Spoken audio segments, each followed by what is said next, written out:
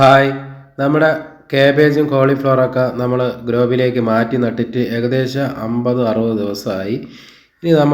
ഇനി വളം കൊടുക്കേണ്ട ഒരു സമയമാണ്. ഒരു പ്രാവശ്യം കൂടെ ഒന്ന് വളം കൊടുക്കണം.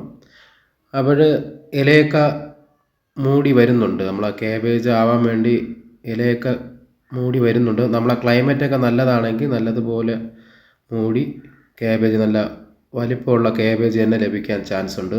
ക്ലൈമറ്റാണ് നമുക്ക് പ്രാധാന്യം. കേരളത്തിലെ എല്ലായിടത്തും കാബേജ് കൃഷി ചെയ്യാറില്ല. മുന്നേയുള്ള വീഡിയോയിൽ പറഞ്ഞ് നമ്മൾ നവംബർ ഡിസംബർ മാസങ്ങളിലാണ് നമ്മൾ കോളിഫ്ലവറും കാബേജും ഒക്കെ കൃഷി ചെയ്യേണ്ടത്. അപ്പോൾ ഈ മഞ്ഞ് സമയമാണ് ഇതിനൊക്കെ അനുയോജ്യമായ സമയം. അപ്പോൾ അതനുസരിച്ചാണ് നമ്മൾ കൃഷി ചെയ്യേണ്ടത്.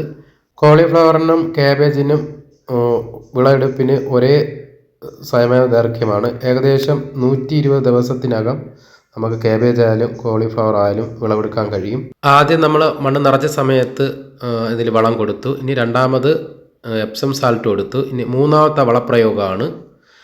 അപ്പോൾ നമ്മൾ മൂന്നാമത്തെ വളപ്രയോഗമായിട്ട് എടുത്തിരിക്കുന്നത് ചാണകപ്പൊടിയാണ്. ഉണങ്ങിയ ചാണകപ്പൊടി വേണം. നല്ല രീതിയിൽ ഉണങ്ങിയ ചാണകപ്പൊടിയാണ് വേണ്ടത്. കീടശല്യം വളരെ പെട്ടെന്ന് പിടിപെടുന്ന ഒരു ഇതാണ് കോളിഫ്ലവറും കാബേജ് കൃഷി. അതുകൊണ്ട് നല്ല പച്ച ചാണകം ഒഴിവാക്കിയിട്ട് നല്ലതുപോലെ ഉണങ്ങിയ ചാണകമേ നമ്മൾ എടുക്കാവൂ. അത് പിന്നെ രണ്ടാമത് എടുത്തേക്കുന്നതെന്ന് പറഞ്ഞാൽ വേപ്പൻ പിണ്ണാക്കാണ്.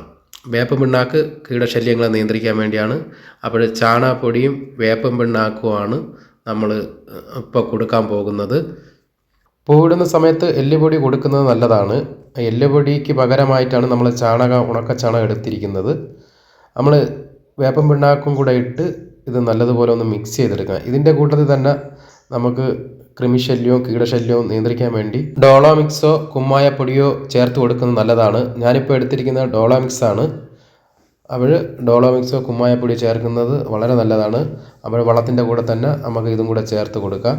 ഇത് മൂന്നും നല്ല ഈക്വലായിട്ട് ഒന്ന് ഇളക്കിയെടുക്കുക. നല്ലതുപോലെ ഇളക്കി തരികളൊക്കെ നല്ല പൊടിച്ച് നല്ലതുപോലെ പൊടിച്ചെടുക്കുക. എല്ലാം വേപ്പൻ പിണ്ണാക്കും ചാണകപ്പൊടിയും അത് ഡോളോമിക്സൊക്കെ മിക്സ് ആവുന്ന രീതിയിൽ എടുത്തു വെക്കുക. ഏകദേശം ഒരു ചെടിക്ക് ഒരു 100-150 ഗ്രാം വരുന്ന രീതിയിൽ ഓരോ ചുവട്ടിലും ഇട്ട് കൊടുക്കുക. നമ്മുടെ മൂന്നാമത്തെ വളപ്രയോഗമാണ്. ഇനി ഈ ഗ്രോ ബാഗിൽ നട്ട് ഇതിന് നമ്മളിനി വളം ചെയ്യേണ്ട കാര്യമില്ല.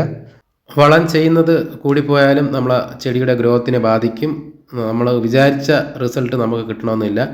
അതാത് സമയങ്ങളിൽ കൊടുക്കേണ്ട വളങ്ങൾ അതാത് അളവിലും കാര്യത്തിലും കൊടുത്താൽ ഒരുപോലെ വളർച്ച ഉണ്ടാവുകയും ഒരേ സമയത്ത് തന്നെ നമുക്ക് വിളവെടുക്കാനും സാധിക്കും. ഇനി വളം ചെയ്ത് കഴിഞ്ഞാൽ നമ്മൾ മസ്റ്റായിട്ട് 2 നേരം നല്ലതുപോലെ നനച്ചു കൊടുക്കണം. നനയ്ക്കുമ്പോൾ ശ്രദ്ധിക്കുക എന്ന് പറഞ്ഞു കഴിഞ്ഞാൽ നമ്മൾ വെള്ളം ഒഴിച്ച് ഒരുപാട് കൂടുതൽ വെള്ളം ഒഴിക്കരുത്. ഒരു നല്ല ഈർപ്പം നിലനിർത്തുന്ന രീതിയിൽ ആണ് വെള്ളം കൊടുക്കേണ്ടത്. ഒരു നനച്ചു കൊടുക്കുക. വെള്ളം കൊടുക്കുമ്പോൾ ഒന്നുകൂടെ ശ്രദ്ധിക്കുക, നമ്മളെ ഇലയിലും തണ്ടിലും കൂടുതലായിട്ട് വെള്ളം കെട്ടി നിൽക്കുന്ന രീതിയിൽ ഒഴിച്ചു കൊടുക്കരുത്. ഒഴിച്ചു കൊടുത്തു കഴിഞ്ഞാൽ ആ ഇല അഴുകാനുള്ള ചാൻസ് ഉണ്ട്. ഇല അഴുകി ആ ചെടി തന്നെ നശിച്ചു പോകും. എൻ്റെ വീഡിയോ ഇഷ്ടപ്പെട്ട ലൈക്ക് ചെയ്യുക, ഷെയർ ചെയ്യുക, എൻ്റെ ചാനലിനെയും കൂടെ ഒന്ന് സപ്പോർട്ട് ചെയ്യുക. ഇതിലും വ്യത്യസ്തവും ഉപകാരപ്രദവുമായ മറ്റൊരു വീഡിയോയുമായി ഇനിയും കാണാം.